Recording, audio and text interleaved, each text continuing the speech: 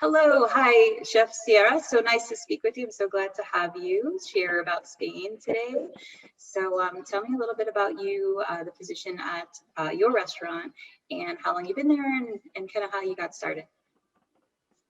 Hello, Peyton. Well, first of all, thank you for having me feature on this series. I love to be here with you. And well, you're right. I mean, my name is David Sierra, and I'm the culinary director at Shell Restaurant in Boston neighborhood in Virginia. And I've been working here for the last 7 years. And first I started as sous chef, and then Javier, the owner of Share, he opened another restaurant in Washington D.C. So he gave me the chance to like work there as an executive chef, and I'm basically like overseeing the both kitchens. So yeah, Awesome. And so I hear you're from Madrid. Is that right? I am from Madrid since the day that I was born. Very cool. So you live and breathe the culture of Spain. That's amazing. And I hear that the whole story behind restaurant started as this concept where a few years back, it kind of found its home there in Boston, right? Kind of becoming an extension of Javier and Cristiano's home is what I read. And so you being at the helm of that and from Madrid, that all kind of comes together. And so I love to hear that that's kind of the story behind Sir. So tell me a little bit, Chef, about how the passion behind your expertise as this being cultural expression for you started. So, for example, how do you feel, things like, family oriented and things that I've read about you, but I want to hear more about how the restaurant kind of expresses Spain through your passion there at the helm of the menu in the restaurant. So basically, when I was a kid, I never thought about becoming a chef. This kind of an interesting story. And to make it short, like, I was dreaming about like being a doctor or even a policeman. There was some type of during my childhood that I was like, oh, I'm gonna be a pilot. But then one of my mother's best friend, she was married to a chef back in the day. And one day she was cooking, and I remember there was an omelette that was about to burn on the stove. So I reached the handle of the pan and I just flipped the omelette, just like not using any other tool, just flip it like a professional chef would do. And she was impressed by that thing. And she asked me like, "Where did you learn that?" And I told her that I learned it on TV. So I don't know. I started like somehow like helping her a little bit, like every once in a while. It was nothing that was like sticking in me at that time. But I enjoyed like like beating eggs and cracking eggs and the smell of the onions and the peppers. Like I like that. And my mother was a really nice cook, so that helps a lot. And one day she told me like, "Have you ever thought about becoming a chef?" I was like, "Well, not really." And that seemed like a stick a little bit. So after high school, I started like enrolling in the Culinary Institute. So I started my studies when I was 15 years old. I finished after 5 years, like I was like almost 20, and I've been working since that day, nonstop. And I ended up like at CERC somehow, and working with Javier, Cristian, and the rest of the team is like this might sound a little bit like cliche, but it's like a dream come true because they really let me, of course, following like the theme of the restaurant and following what we really want Fair to be. They let me do like pretty much whatever I want. They encourage me even to do like kind of crazy things or think outside of the box. and become a little bit like more creative. And basically, they let me do what I love the most, and I love that. Yeah, no, that's awesome. So you discovered your passion while you're cooking with your mom at an early age and didn't even know it until it kind of, Yep. it's like your heart, took over and said, this is what I want to do. That's awesome. And so as far as let's get into a little bit of the cultural story behind your menu. You mentioned authentic. Spain's known for its obviously it's food, right? So a gastronomical journey, a cultural adventure. I saw that this is how you describe kind of your menu. I want to hear a little bit more about that, and tell me a little bit too about like what is out of the box for you. How does your creativity come through there at the as food and drink as a craft, and how do you liken that maybe regionally? Because it sounds like your menu kind of spans across the regions of Spain. So tell me a little bit more about that. Yep. So basically, when we open Set at the first time, we're like focused, especially in the north part of Spain, the Basque Country and Asturias, Cantabria, all that regions of Spain with like heavy dishes and like more focus on like super heavy comfort foods. And I think we evolved a little bit on that aspect. And now we cover a little bit about everything.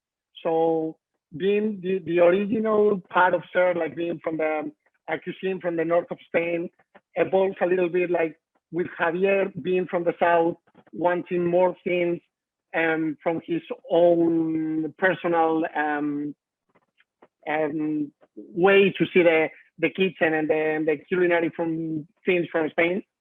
And me being from Madrid, so it's like a little bit of push when we kind of killing one each other, like you don't know how to do this, or you don't know how to eat this on the south because we do it better in Madrid, and it's kind of it's a funny thing, and we argue, and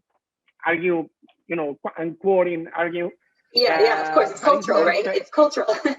Yeah, it's nice to have that kind of rivalry between each other because it pushes on his way to make me do more things that I like pretty much not as comfortable doing, and it pushed me to make him try new things that he was probably like eating in the south of Spain. He was like, no, but in the south we never add these kind of ingredients to the thing. So let's just respect the tradition. I was like, no, but you gotta try it.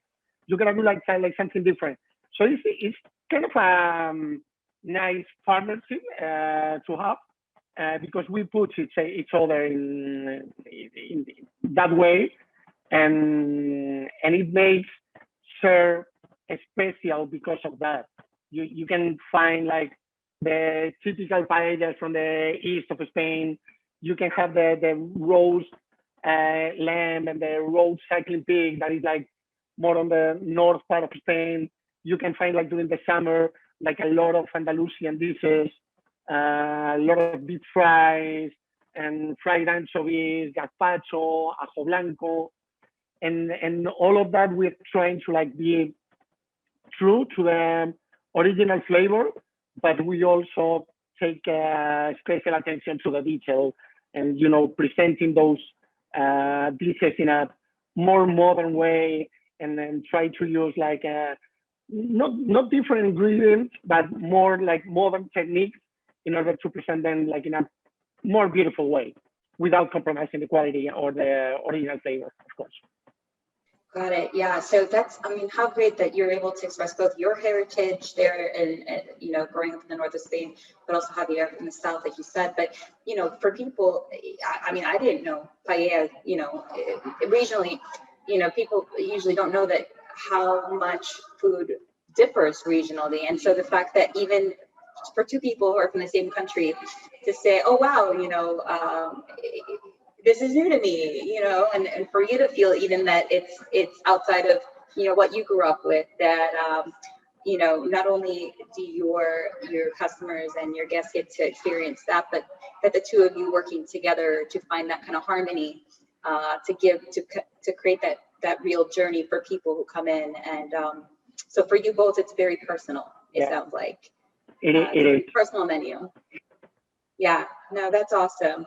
And so when we get into, tell me a little bit about how, if you think about the defining qualities of Sir, right, and you compare that to having, the food and drink there in Spain, tell me a little bit more about whether, what you think really stands out at Sir in terms of, I know your recipes, some of that's traditional, some is new, some of out of the box, but when we get into recipes or presentation or tradition, what are some things that stand out for you? If you want to get into that a little bit more. So basically, what we think is standing out in terms like comparing it with other places or what basically what makes us a little bit more special. Yeah, is like we're trying to be true to the original recipes. Like we're trying to get as much of the thing as we can get from Spain. We're getting them. Of course, it's not like we try not to get like, for example, like fresh fish from Spain, because by the time that we get that fish here, it's not gonna be fresh anymore. So it's like most of the time it's pointless in order to be like really loyal or true to the recipe. You're gonna compromise the quality of it's something that we don't want to do. And Sir is authentic because it's not only because of the food. It's like the whole team behind me, or behind Javier, let's say. They really they've been working with us for at least like 3-4 years, and they really understand the concept of eating out in Spain. Like it's a super relaxed environment. It's like we try to encourage people not just have a meal, but what we are trying to recreate is that you are not coming to a restaurant, you are coming to our house. You are guests of ours, and we are really trying to make you feel like you are at home. Like from the moment that you enter up there, you see this environment of a house. It's like the walls are surrounded by pictures, supporters of the restaurant, family from Javier and Cristiana, members of the staff, past and present. It's really like you entering in our dining room, and we are trying to make you feel like we invited you to come there to spend time with us. And Javier he goes like above and beyond to touch every table and make everybody feel special. So I think that's basically the recipe for success above all. Of course, the kitchen is important. Right. So everything comes from the heart. So, the fact that you take that, it's family owned, things are simple, and it's just come in and feel like ease. The way that you describe it, it is like coming into someone's home. And it goes back to, your menu and the whole atmosphere there being so personal. And I feel like, I'm sure it echoes kind of the way of life in Spain, right? So, tell me a little more about kind of let's get into a bit of philosophy, right? And this relates to traveling.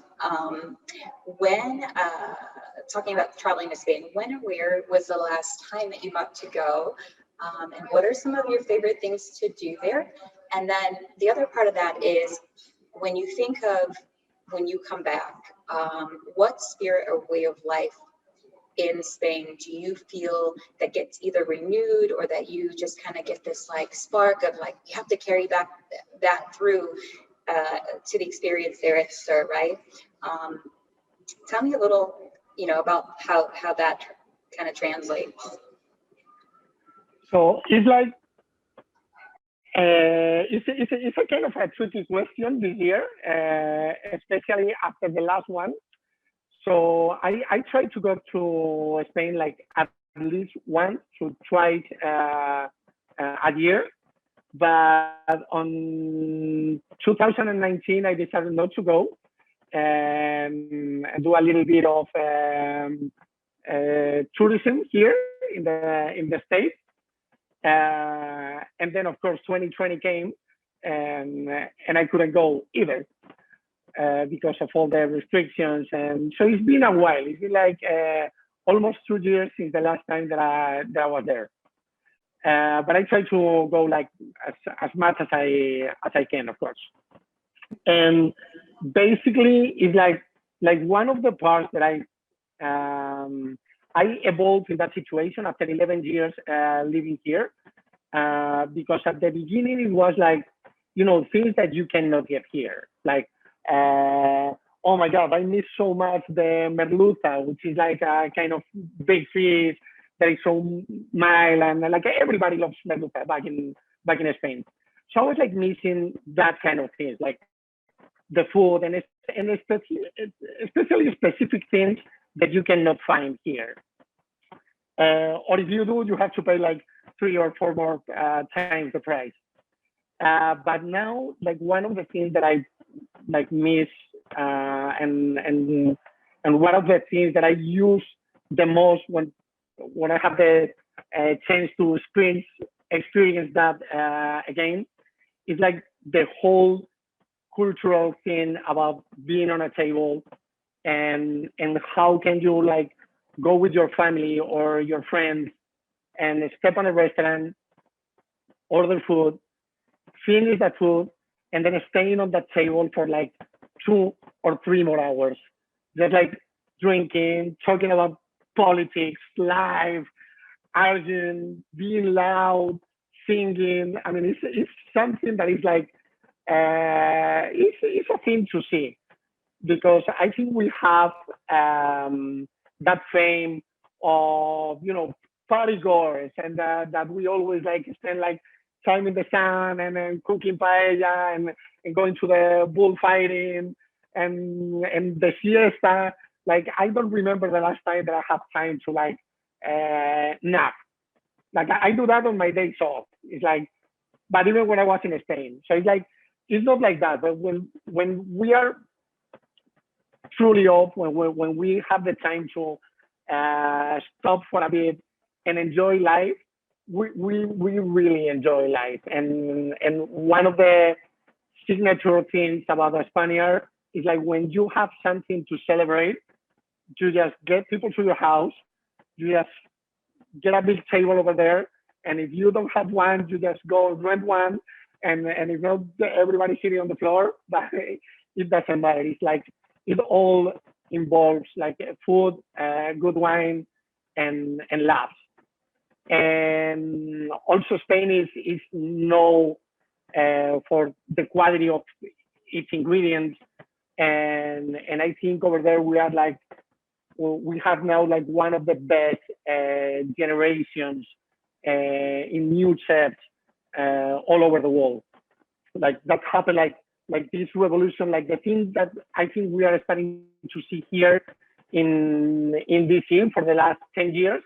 That's something that happened in Spain like probably like 20 years ago, like regarding food and being a country like when everybody around the world is going there and in conflict, and we have like so many different cultures like living in just one country.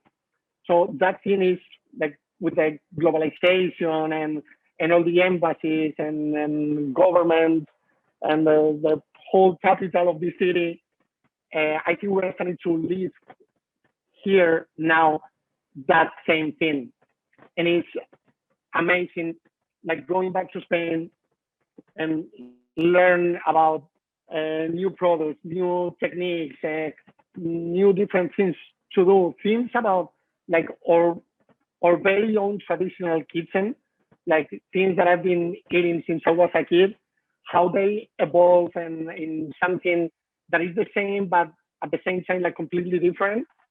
And coming back here with a whole new mindset, and it's not only the time that I use on vacation to like relax and unwind, is the mood that set me to come here and recreate the things that I was like having in Spain with this open mind. It's amazing. It's Yeah, wow. I mean, when you talk about that, like I could just picture that, right? So like, you know, that, that's great that you get to go so often.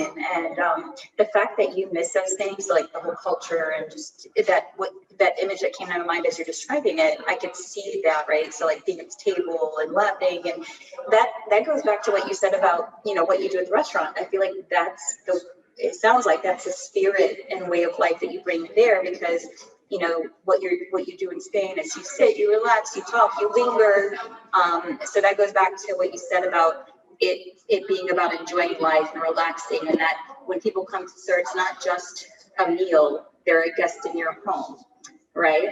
And so it's okay for them to sit and linger if they want to. This isn't like like an hour lunch or something, or the next the next table or what have you, right? It's very personal and warm. It sounds like. Yeah, I mean, there are of course times like during restaurant week or like Valentine's Day that we really need to like the space, and when there's like 300 people, like we are expecting 300 people to come into the restaurant, that's the seats that we have. So, but it's amazing how people are able to like understand that thing. And I don't know if it's just by coincidence or it's just because people really understand like what is our main goal, that most of the time the people that decide to dine with us like at 6:30, 7, they usually like go there, enjoy their meal, stay a little while, and then they leave. And it's the people like coming to eat late, like at 8:30, 9:30. Those are the people that after that they just decide to enjoy there, open another bottle of wine. And one thing that I love, I mean, it's late night for us, and then sometimes it's like, man, I have to be here like at 10 a.m. tomorrow. But it's like that happened to me at other places. But working at Ser is something that you lost control of your own time. Like you are there having fun. You are at some moment, and I'm not saying this because this is not a company thing or a business thing to say. I'm saying this because it is truly the feeling that we have, that it's like after talking to so many loyal customers that we have, they become friends. And it's like sometimes it's like 12:30, 1 a.m. I mean, not anymore because like with the restriction we cannot do right now. But it's like sometimes you take a look at your watch and it's like, damn, it's 1 and I'm still here. And time fly when you are like having fun. And there's a moment when you don't have to do like active work anymore. You don't have to be in the kitchen anymore. Everybody has time and they're just enjoying their experience and the time. And the ability to go to the tables and not only give the people the opportunity to get us know better, but also the people allowing us to stay with them and enjoy a glass of wine with them and talk about life in general. It's amazing. It's a great feeling.